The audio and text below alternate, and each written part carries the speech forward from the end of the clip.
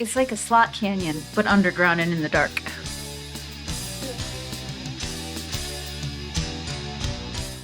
We're at Mammoth Cave National Park in Kentucky, where we just finished 2 cave tours. If you're not familiar with Mammoth Cave, it's the largest cave system in the world with 400 miles of caves.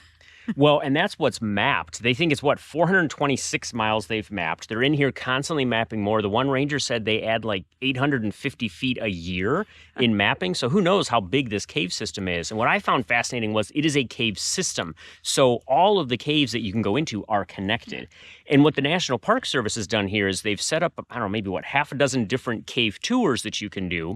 And you'll go into different parts of the cave and see different things. That's why we chose to do 2 different ones while we were here today.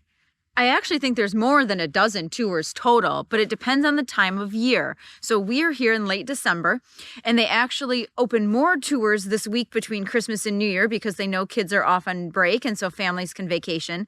So there aren't as many tours this week or during the winter, but by summertime, there's a lot more tours and more options throughout the day for tours. And so you can do everything from a short half-hour, 45-minute tour to like a 4 to 6 hour tour that requires actual caving equipment. So pretty much a little bit for all ages here and all abilities, and depending on what you want to see. Yeah, and the cave tours are pretty well described on the websites. There's different distances you go into the cave. There's some that have more steps than others. There's some that are more difficult, like there's some where you're actually putting on caving equipment and others where you don't need to worry about that. But there really is something here for everybody, and they're very clearly defined in terms of what you have to be able to do to get in and do those. So we did 2 tours today. We did the historic tour, which takes you into kind of the mammoth part of Mammoth Cave. I mean, those are huge sections that you see. It's what you think of when you think of Mammoth Cave, which is these super deep cavern. I mean, they're deep, but they're tall. So it's like, it is mammoth. Like, it's what makes Mammoth Cave Mammoth Cave. It's because a lot of times you'll go into a cave system and you'll think, oh, I've got a crouch, I've got little stuff, I've got stalactites, but really like the historic tour is like the mammoth part of Mammoth Cave. There are some skinny sections. And some short sections you have to go through. So there's a little bit of variety there. There's a tower of steps at the end. It's like 540 steps up to get out. So it's 2 hours long. It's about 2 miles. And on this one, that 2 hours is spent entirely walking through the caves. Yeah. The second one that we did is the domes and drips. Yes. Domes, drip stones, domes and drip stones. Domes and drip stones. I think. Maybe not drips, it's drip stones. Yes, because that's to do with the stalagmites and stalactites. And that one is, you go in about 3/4 of a mile, and there are stairs going down, and that one also lasts 2 hours. And the reason I bring that up is because for that one, you have to take a short bus ride to get there and to get back. And the bus ride is included in the 2 hours. So from an exertion standpoint, just keep that in mind. It's not as much exertion. Well, and despite the fact that you are going down and down and down and down and down and down at the beginning, you come out a different entrance at a much lower elevation. So you never have to go back up that same way that you got down there. And man, that beginning little bit, it's like super skinny steps and you're like ducking your head. Even I'm ducking my head and like going down and down and down and down. But that's the dome part of the tour. And that's what they call like this gigantic, like top to bottom section where you were in the dome going down. And I can only imagine the original explorers who were doing this with ropes, where we have lovely stairs now. But then once you're down in, you come out at a lower elevation, so you never actually have to go back up those stairs. Well, the other big difference between those 2 tours is the historic tour is a dry section of the cave, and the domes and dripstones, I'm going to get that right. Domes and dripstones part of the tour is obviously the wet section of the cave, and that's what's creating the stalactites, the stalagmites, the cave bacon, the cave grapes. As the ranger said, the people who are naming this stuff apparently got hungry as they were down there. You got hungry after you'd spent hours and hours in this cave system in the dark? But also, that's where the frozen Niagara section is, and that's one of the most heavily photographed sections of the park, and what you see on a lot of the brochures, magnets, postcards, that kind of thing, because it is really pretty down there.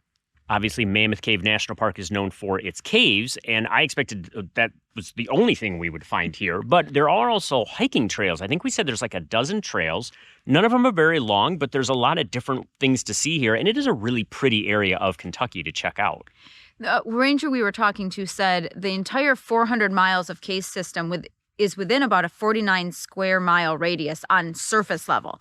So the national park, encompasses that area, and you can go hiking in those sections. And in some cases you can hike down to like the Green River, or where the river flows into Mammoth Cave, where you're gonna get that water underground. So there are other areas in the park to explore that are, within limits of people being able to explore them. I wish we were here in the summertime where we could do that, because I don't think we realized that was an option.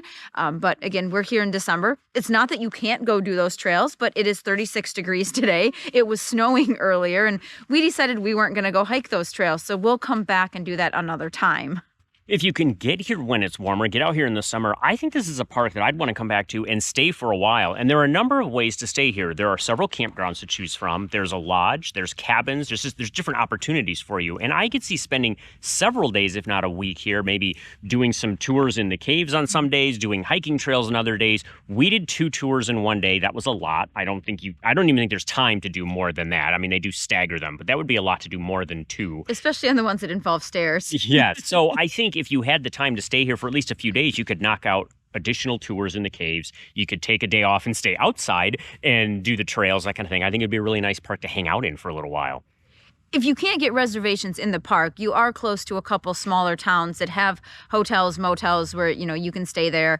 There's also Harvest Host and Boondockers Welcome in the area, so that's an option if you're a member of one of those organizations. You're relatively close to Bowling Green, Nashville, Louisville. So if you're looking for something else to do, there's Nashville, there's the Corvette Museum, there's all sorts of things in the area to do if you're looking to make this a larger adventure.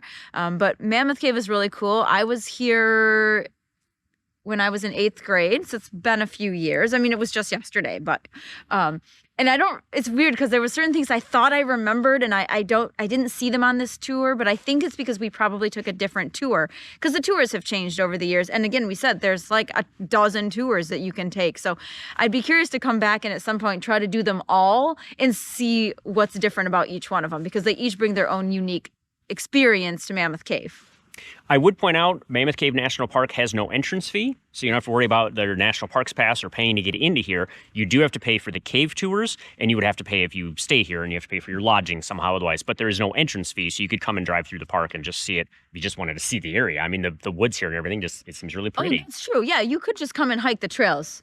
Each cave tour does come with its own costs, and it's dependent on age and the length of the tour. So keeping that in mind. And they say they book up, especially for the summer, they can book up to 6 months in advance. As soon as they release the tour schedule, you can start booking. So we only booked about a month in advance, but they were all sold out today of the tours that they had by the time we got here. So I would recommend booking early.